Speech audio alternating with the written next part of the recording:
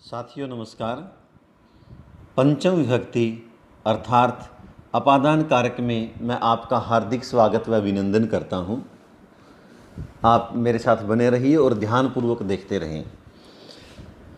जो अपादान कारक है उसका जो विधायक सूत्र है वो है दुर्वम अपाये अपादानम। दुर्वम अपाये अपादानम, कि जहाँ पर किसी वस्तु का दुर्वम निश्चित रूप से अपादानम दूर होना पाया जाए उसे अपादान कारक कहते हैं। जहाँ किसी वस्तु का निश्चित रूप से अलग होना पाया जाए उसे अपादान कारक कहते हैं। सूत्र है दुर्वम अपाये अपादानम। दुर्वम निश्चित रूप से, अपाय विश्लेष है, अलग होना पाया जाए उसे अपादान कारक कहते हैं। और अपादान कारक में पंचमी विभक्ति का प्रयोग होता है।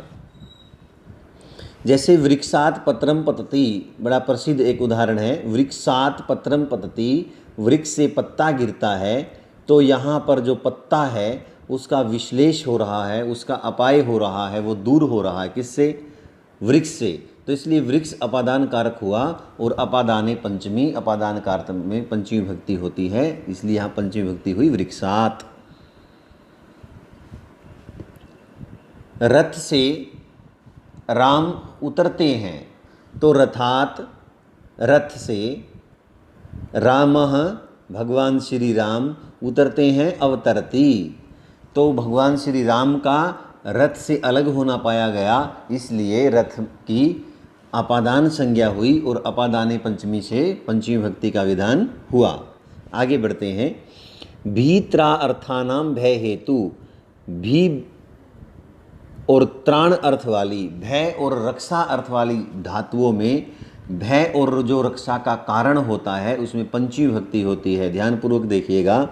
भी भय अर्थ वाली और त्राण रक्षा अर्थ वाली धातुओं के योग में भय हेतु, जो भय और रक्षा का हेतु होता है उसमें पंचमी विभक्ति होती है।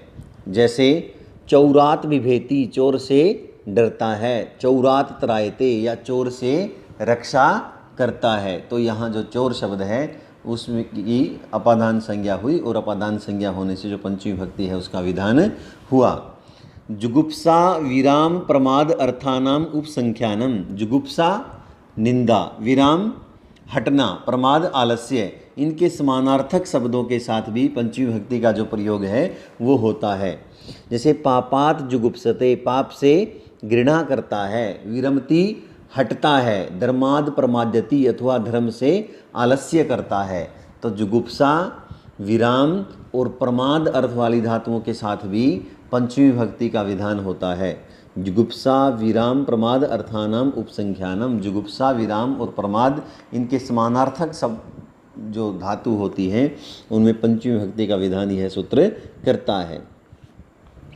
वारण अर्थानाम इप्सितः है, जिस वस्तु से किसी को हटाया जाए उसमें पंचमी विभक्ति होती है। यथा जैसे यवेभ्यो गाम वारयति, जौ के खेतों से गाय को हटाता है। वारण अर्थानाम हटाने अर्थ वाली धातुओं के साथ में इप्सितः, जहाँ से किसी को हटाया जाए वहाँ पर पंचमी विभक्ति का प्रयोग होता है।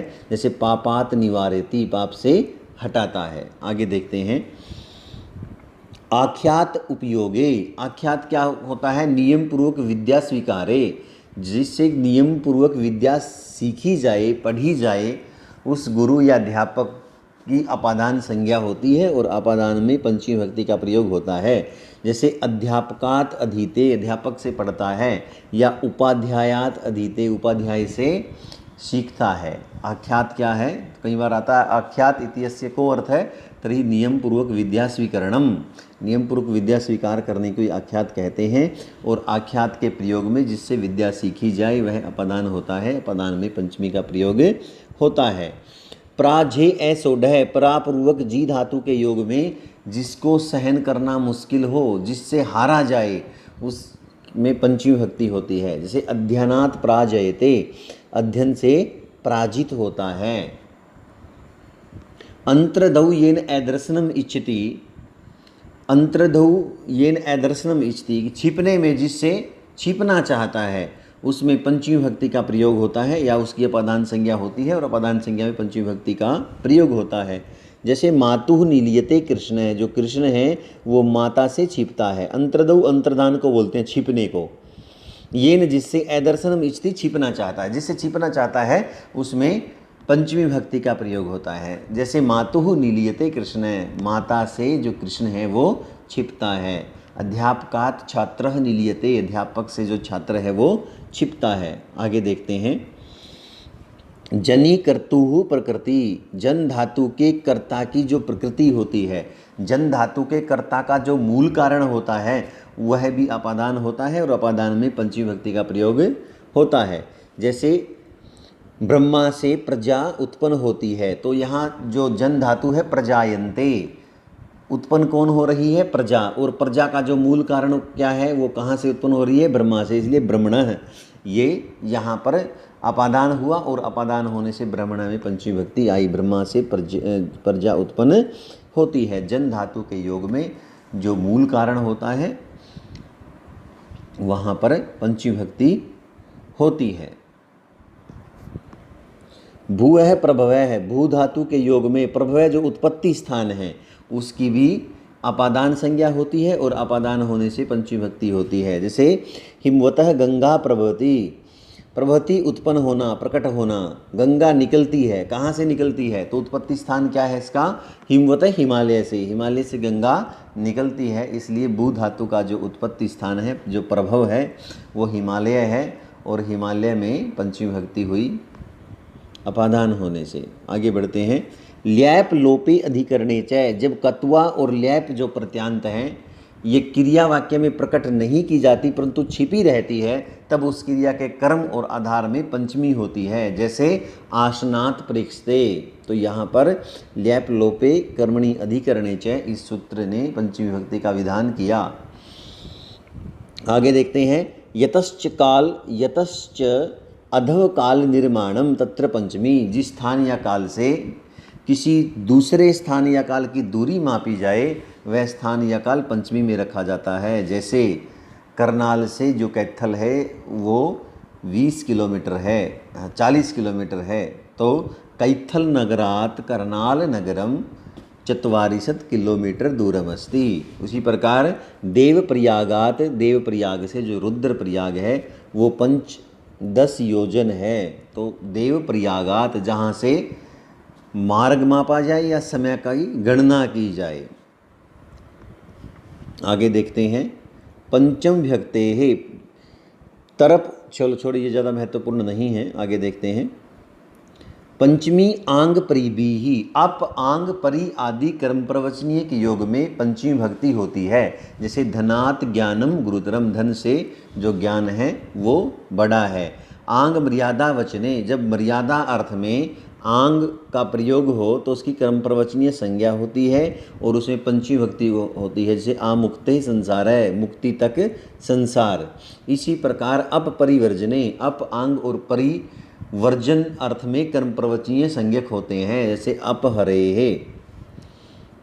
ऐसे ही प्रतिनिधि प्रतिदाने च यस्मात्, प्रतिनिधि और प्रतिदान के अर्थ में प्रति के योग में पंचमी भक्ति का विधान होता है।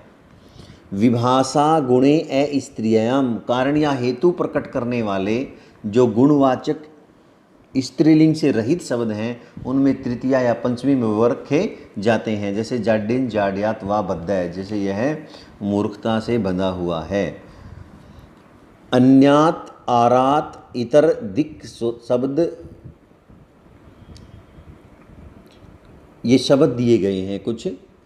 उत्तर पदात अजाही युक्ते, अन्य इतर आरात रीते दिक्वाचक प्रत्यक उदिच प्रवृत्ति, इन शब्दों के योग में पंचमी भक्ति होती है। ये विशेष शब्द दिए हैं, अन्य आरात इतर दिक शब्दात, ठीक है।